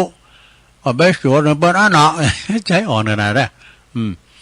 ก็รู้จักก็โดนสวดเหมือนกันรู้ก็พระได้อยู่ก้ามฝ่าลงเอ้ยตัวเจ้าเนี่ยมีวันตายเนอะจะอมตะเนี่ยเป็นว่ามรณภาพปุ๊โอ้ถึงไหนละส่วนว่าสมบัติทรัพย์สินตีดินตีนาทรัพย์เคินตีสังหาริมทรัพย์อสังหาริมทรัพย์นะปีน้องเอาหมดแก้วแหวนเงินทองจ้างมาโง่ควายตึกไหลนาเฮินก้ามอย่างก้าเนี่ยกายานพาหนะก็บ่สามารถจะติดตามเขาไปตัวใดนะโอ้ไหนกับเมืองเนี้ยเม็กซิโกไปลุงหันในโทรทัศน์นะอันนั้นเศรษฐีตายปูดถูกปนรถแมคโครนะรถแมคโครแล้วก็คูดจัดกว้างแหละแล้วก็เอาเศรษฐีนางอยู่ในรถเบนซ์ฟังถึงรถเบนซ์นะปูดไปที่เสียดายรถเพื่อเข้าใจเป็นหือแต่ แล้วอันนี้กำหนึ่งอันนี้รถเคืองว่ะนี่ก็เหมือนกันเหรอเราเพิ่นฟังน่ะสตัดรถอันนี้แล้วก็เอารถเคืองแอมอยู่ด้วยขี้ขาสตัดรถนั่นตลอดอะแล้วก็ทุ่มดิ้นให้ว่านั่นจะได้รถอะ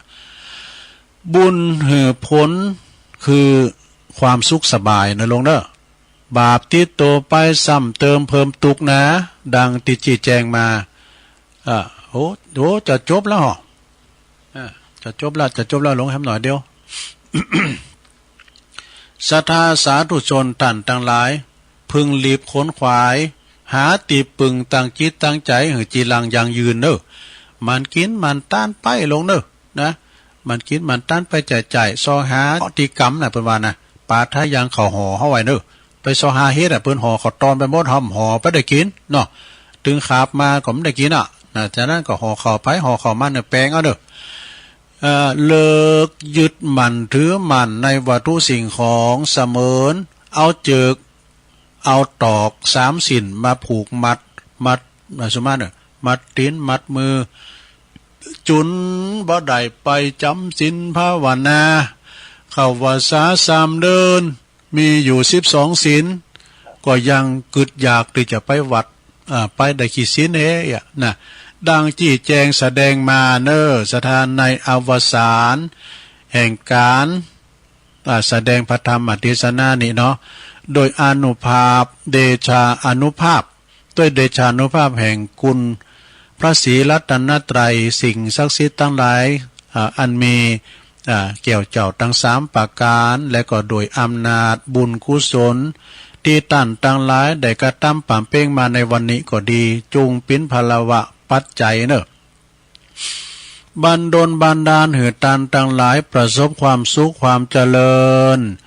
สมหวังในสิ่งที่พึงปรารถนาแล้วก็เจริญโดยอายุวันนะสุขภาละปฏิภาณสมบัติตลอดที่พาราตีการเทินแสดงพระธรรมเทศนาเลิงบ่วงแห่งม่านเจิกสำสินก็มาพอสมควรแก่กาลเวลาก่อสมมุติยุติลุงปุงไหวเปงเต่าอีเอวังก็มีด้วยประการฉะนี้สาธุสาธุสาธุเอาแล้วจบลงไปศรัทธาญาติโยมทั้งหลาย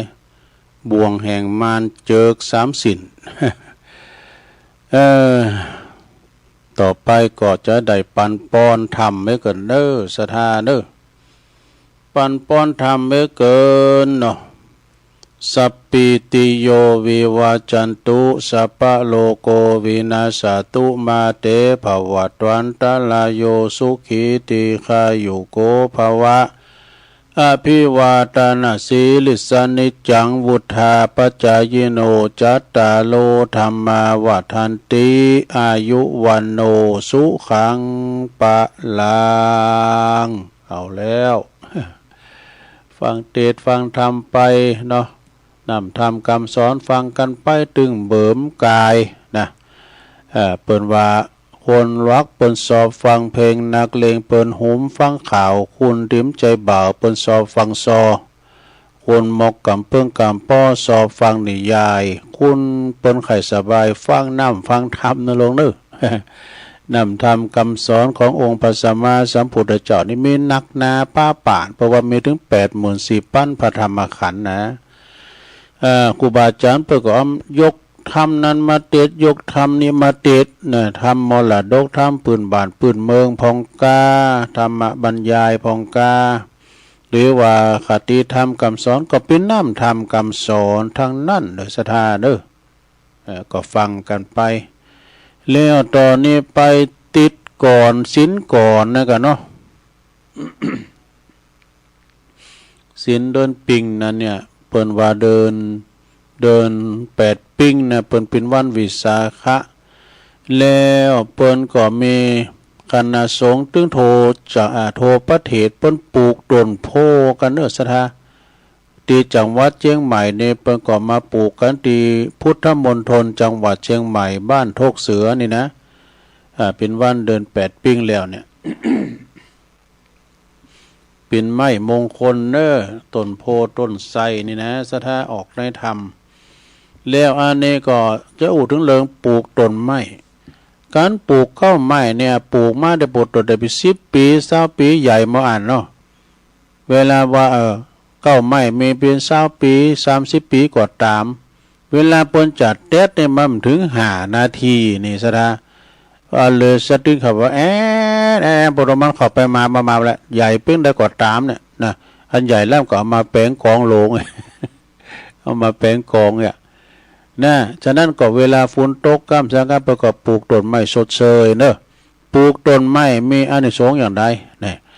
เปิ้นว่าปลูกต้นไม้ใจหนีโลกว่าดูเฮาทำลายโลกดูก็เวลาเฮาเต็ดไม้นะพอบ้านเปิ้นเมืองบ้านอื่นเมืองไกลต่างประเทศนะก็เลยว่าเวลาน้ำทุน้ำถากนะมันเอาอันไม้นั่นนะเนาะมันมาตามน้ำตามโคนนะไม้ฮักละกูดก็เนี่ยนะไม้ที่บนเต็ดไว้ในป่านะไม้ซุงนะมันลุกในมาล่ำเนินนะมันมาตามน้ำตามชานาโอ้มันไหลหลากมาปลูกไม้เนี่ยปลูกต้นไม้ในใจหนีโลกเนอะเอาทำลายนะเปิ้นอยู่กูกับโลกนี่ฝนตกมามันยืดน้ำยืดดินอย่างไหวนะแล้วก็ปลูกต้นไม้โจกดีคุณและสัตว์ได้ปึงป่าอาศัยได้อยู่ห่มอยู่เงากับต้นไม้ต้นตอกอยู่เปื้อนก็ไม้เนี่ยมันเย็นนะอย่างไม้ก็ไม้ซ้ำๆก่อนนะห่มมันกว้างอย่าโอ้ ก็ไม่สำสารในหุมมันกว้างปนปล่อยคังง่ายนะไม่สำสารในกันหน่วยฟักมันตกลงมาก็เหงโง่ควายกิน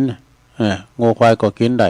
ในมันก่อแนวแกะมาน่ะในมันน้อยๆนะมองในมันโถมันเนี่ยเอามาโขกินมันก่อนนี่ละอ่อนมันมีของกินอย่าของเค็มในมันจ่ายก็หน่วยโดยก็เนี่ยมาโขกิน ในหมื่นก็เนี่ยเอามากกมะขานี่เอามามกกิน นี่ปลูกต้นไม้โชคดีคุณก็ได้ใจสัตว์ก็ได้จับไว้นะปลูกต้นไม้ใจหนีบุญคุณนี่ ใจหนีบุญคุณอย่างได้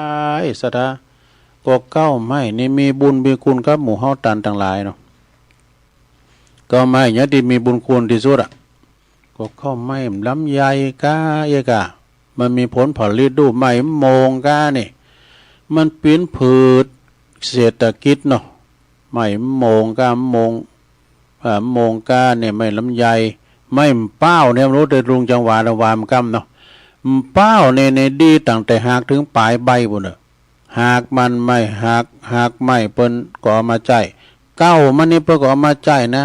ข้าวเป้าเนี่ยเอามาเลอนะยิงแห้งยิงแข็งเนี่ยปลูกมันกินแล้วนั่นเอาแป้งปะแป้งเทินไฟก้ามสังก้าได้เลยนะไม่เป้าเนี่ยนะแล้วก็ตั้งงานใบมันนี่เปิ้นก็เอามาขอดเมงก็ เอามาห่อเมงก็เอาแป้งอย่างหลายอย่างนะแส่มันนี่เปิ้นก็เอามาแป้งลุยูสาลากวาดวัดกวาดว่ากวาดบ้านกวาดจ้องในยูสลากนี่นะ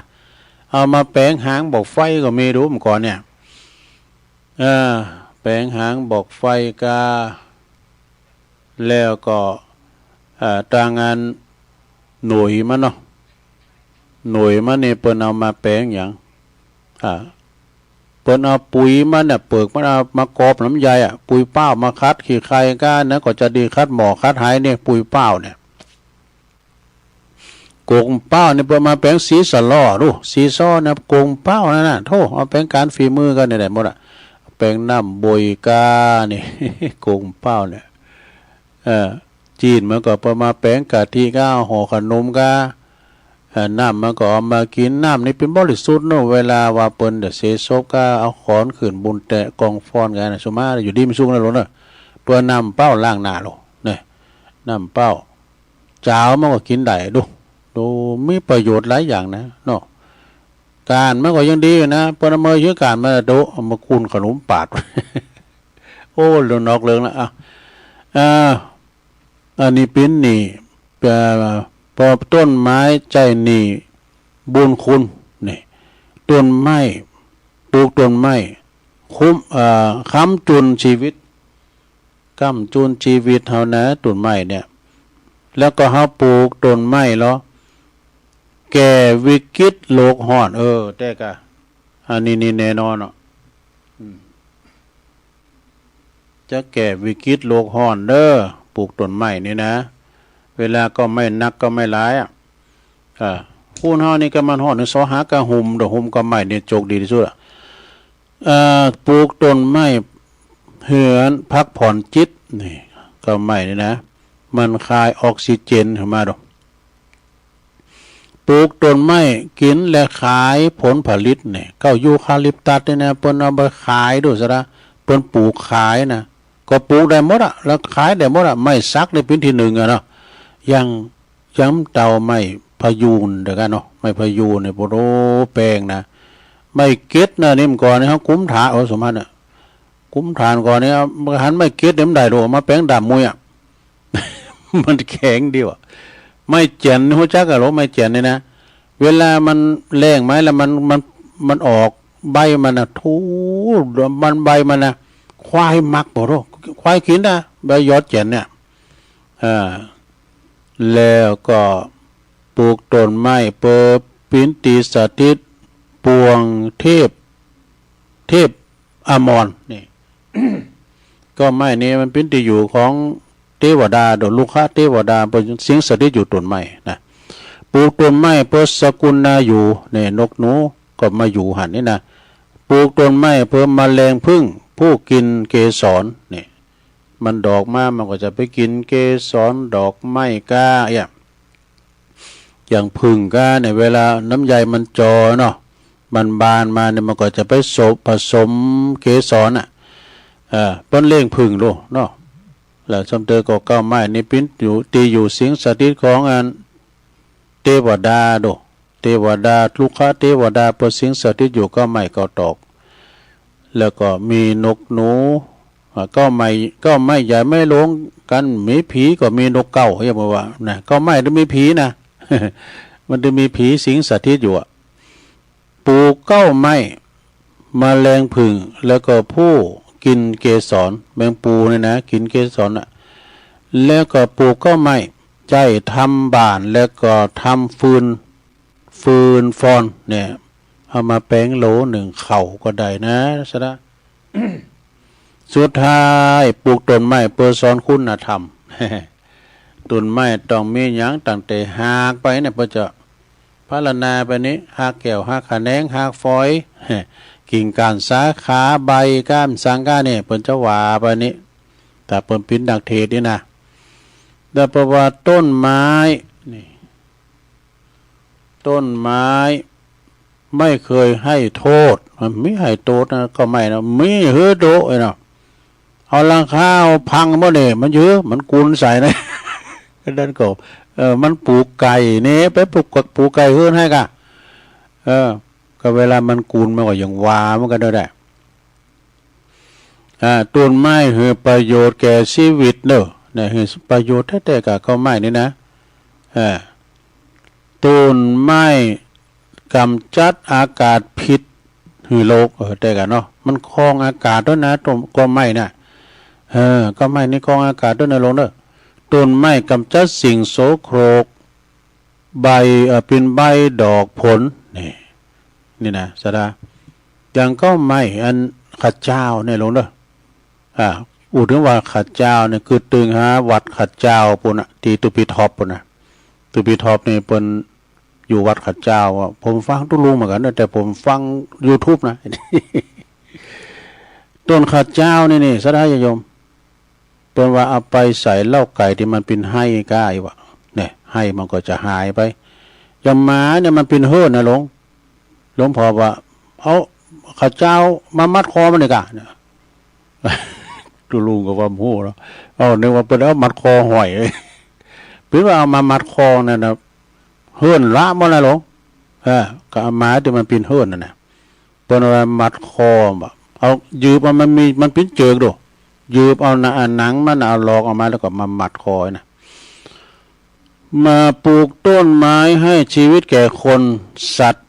ด้วยออกซิเจนนี่สัตว์ด้วยออกซิเจนคือมันปล่อยออกซิเจนมาให้นะเนาะสถานเนาะเอาให้ตีกันบ่ก็จะล่ำเวลาก็เดี๋ยวจะตักตังลายวันนี้ผมได้อ่านอันนี้ตัวเนอะพุกไว้ว่าเนาะอันว่าถึงวันไปโกเปิ้นว่าข้าวสารงานบุญพุกกันพุทธว่าข้าวสารงานบุญจบแล้วการตุลุงวันนี้ก็เดี๋ยวก็ฟังตุลุงแดงเด้อพระครูชลทานพิทักษ์เพื่อจะมาเตศน้ำเตศธรรมวันศุกร์นี่นะจบจากท่านพระครูชลทานพิทักษ์แล้วก็ท่านพระอธิการไมตรีขเวสโกวัดพระธาตุพระบาทตักผาตีนด้อยพุ่นนะเพิ่นก็จะมาเข้ารายการเด้อสถาเด้อตุปีพลก็ตักมานี่ตุปีพลนี่เปิ้นก็มาช่วยงานที่วัดอินทขินกูปีนะอินทขินป่าสร้างนี่นะแม่ศรีธรเปรมจิตอันนี้ก็ตักมาทางลายแล้วก็ชมรมสกาย73 สกายนี่บางคุณบ่ฮู้เพราะว่ามันเป็นวิทยุสื่อสารว2ว8เป็นเป็นเครื่องแดงเด้อ เข้าราชการบ่ได้ตุลุงก็หนึ่งในสมาชิกสกายร่วมใจนะสมาชิกเปิ้นเนี่ยโอ้หลายดังดอยสะเก็ดปุ่นก้าแพ้วแม่แตงแม่ริมพุ่นเด้อเสกวอถึงวัน8 โมงปลาย2 ทุ่มปลายก็เสกวอ ว.2 ว.8ตุลุงนี่มันตักแพ้แต่ว่าฟังสแตนบายเนี่ยเปิ้นมีหยังเปิ้นก็อู่กันได้บ่มันเปิดว.5ดอกเปิ้นอู่กันแล้วก็กลุ่มขึ้นสีขาว149นะนี่แม่หลงสายฝนจันกุลนะบ้านน้องผ่าขาวหลายปีงเด้อก็ตักมาตังลายไปตังประคูชัยตัวเนอทองขันนะตังน้องผ่าขาวนี่ผมจะไกลกันเนอหลายปีงนี่มาได้หันวิหารจะถี่อยู่บนดอยนะหันถาดหันวิหารวัดเปิ่นงามพระครูสติสารคุณตุลุงกายไปเนี่ยโอ้เมื่อคืนไฟฟ้าเฮือห้ามขอเปิ่นมีการก็เปิ่นปืนไฟหนักขนาดเด้อ แจงลือแจงลึงเนี่ยโทษมันใจหนักกูมซังแล้วก็อันนี้ดอยน้อยพัฒนาหนองหานสันทรายก็ตักมาตั้งหลายแลมอันนี้แม่สวรรค์อภิวงศ์ก็ฟังอยู่เน้อนะปุ้นไปอยู่แม่ทลบใส่ประการบนเด้อแม่หลวงสุมาลังกาพินอันนี้อยู่ที่อยู่ป่าหาตำบลเมืองจีไปนะพอหลวงทวีเขาเนี่ยตอนนี้ก็ฟังกันหลายตั้งหน่วยนั้นทหารเก่าก็ฟังอยู่จ้าตั้งป้อมมาลีเขาแม่ลอยเขาก็ฟังอยู่แม่เจียมจิตเขาหมดนี่นะฟังอยู่บุญส่งจากลำปางไหวสานะครับเด้อบุญส่งจากลำปางแล้วก็อันนี้แม่ครูธัญญากศนเน้อเจริญปอนแม่ครูเน้อแม่แดงอัมพรอันนี้เปิ้นอยู่เต็นดอกไม้จอมตองแล้วก็อันนี้แม่กนกพิษชัยนาอันนี้ก็เปิ้นอยู่ปุ้นห้วยงูในบนนี้นะเมืองฝางบนน่ะล้านนาพันธ์จอมกนกพิษชัยนาแล้วก็มีอันนี้พระครูสุจินธรรมานุวัตรตุปิชาเดี๋ยวเปิ้นดึงทักมากูเตอร์ละทักมาหมดแล้วนะเตอร์มันออกรายการนะเจ้าวัดป่าตาลเน้อบันแซมนะฮะไหวสานะครับเด้ออันนี้หลวงปู่เฮาเด้อท่านพระครูปฏิภาณธรรมทินหลวงปู่ตุลุงดอยเด้อวัดประทาดม่อนจอมผอพุนเวงป่าเป่าพุนเด้อนี่นะไหวสาหลวงปู่นะครับเด้อแม่ศิรินทิพย์บุญเลิศแม่ศิรินทิพย์นี่เปิ้นอยู่อันกรุงเทพฟังอันจากออนไลน์เนาะอันนี้ก็เป็นรายการที่วัดตักต่างลายกันมาศรัทธาญาติโยมต่างหลาย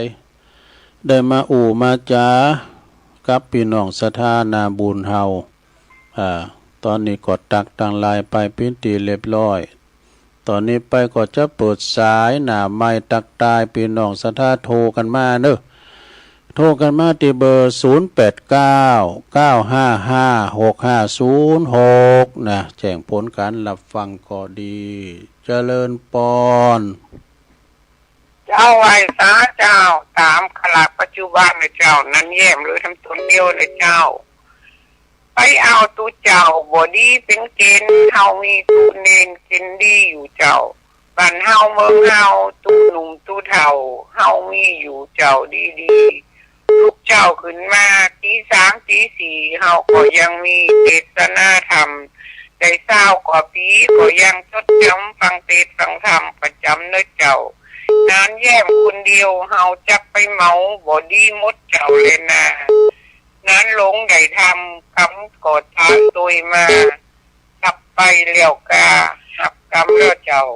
ก็ต้องคือยังยิงใจหนุ่มเฒ่าลูกกันเจ้าฟังตุลุงยองฟังเทศฟังธรรมบปูดสมองฟังตูลุงยองก่อนย้ายหน่อยเจ้าบ่พอทีวีปอเมเกเฒ่าจักงงกันเจ้าเนินนายที่วัดไรคิงโกงเงินไปหลาย300 ล้านไปเนินนายเจ้าค่ะคำยองวรกรรมคำว่ามอยนะเจ้าภาษาได้แปลว่าเหนื่อยนะเจ้าไหวสาเจ้า0899556506โทรกันเข้ามาได้เด้อวันพุธนี่ก็จะมีการยกวัดมาบ้านเปิดเรียกว่ามีกิจกรรมเนาะยกวัดมาบ้านตอนเจ้าวันเสาร์เจริญปอน เจ้ากับไหว้สาเจ้าตุลุงวันนี้ก็มีบุญแถมวันเด้อตื่นขึ้นมาได้มีลมหายใจได้ไหว้พระฟังธรรมตุลุงก็เมื่อตีสามมาแล้วเด้อแม่สุแก้วศิลาพรสิเตี้ยมันห้องละปูนเด้อเจ้าตุลุงชัดเจนดีเด้อขึ้น98.75ว่าทอยตองซากนะเจ้าโอ้สันได้วันนี้เพิ่นฟังกันหลายเด้อตุลุงเจ้าสาธุ เอากลับไว้สาธุฟังเมืองฝางเหรอฟังก่อเมืองฝางกาเนาะเจริญปอนเคยเจ้าฟังบ่อทองเจ้าฟังตุลุงเจ้าป่วยบ่อท้องเนาะเจ้าชัดเจนไหว้พระกับตุลุงอยู่เจ้าสาธุเจ้าสาธุเจริญปอนว่าจะเจ้าตุลุงแม่ทิมป่าแดดชัดเจนดีนะเจ้าฟังตุลุงแต่เจ้าแล้วนะเจ้ายินดีเนอะเจ้าว่าจะเจ้าสาธุ0899556506เข้ามาใหม่ เข้ามาใหม่0899556506เจริญออกไปนำละศรัทธาก็ถูกกันเข้ามาเหลือเวลาแถมหน่อยหนึ่งวันพรุ่งนี้ก็จะมีกิจกรรมยกวัดมาบ้านก็นี่อันนี้บดีเนอะอันนี้มันละไปคนเดียว0899556506เจริญปอนไว้แต่ครับอีกาพอทันนัดเนอะอันนี้ผงเป้าฟังอยู่นะครับผงเป้าหมูสีเนาะครับผมชัดเจนดีครับเป็นกำลังใจให้ตุลุงกับเรานะครับขอบคุณครับผงเป้านี่กว้างเด้อศรัทธาญาติโยมทั้งหลายนะผงเป้านี่กว้างมีหลายหมู่ อย่างเทมกี่นาทีอยู่หลายอยู่นะ ถ้าถูกก็เข้ามาก็ได้อยู่ตามเมืองฝางกาลำปางกาแม่แจ่มกาองค์ขลุงในเมืองกานี่ก็ลองโทรกันเข้ามาเนอะ0899556506เจริญปอนติดแล้วเปิ่นปักเจริญปอนไหว้พระเจ้าตุลุงฟังอยู่เด้อเจ้านี่แม่เหลวอ่ะเจ้าฟังอยู่แต่โหบล่ำตอนฟังก็ดีแล้วยินดีแม่เหลวเนอะเจ้าสาธุแม่เหลวแม่โนนเขาฟังกันหลายสาธุเจริญปอนเจริญปอนอันนี้เป็นพระอุ0899556506เจริญปอนกับไว้ชาครับตุลุงครับน้องเบลก็วันนี้ฟังแล้ว106.50บุญยังหลักด้วยก่อนนี้ก็มันในสงฆ์นครลำปางก็เนาะครับ106.50นะครับ106.50วัดบุญยาวาสก็106.50ครับไว้สานะครับผมยินดีน้องเบลเดอร์สาธุ0899556506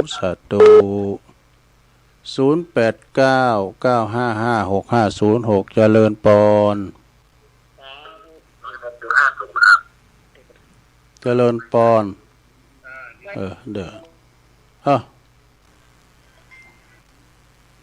เจริญปอนไหว้สาเจ้าตุลุงแม่บุญปั่นนะเจ้า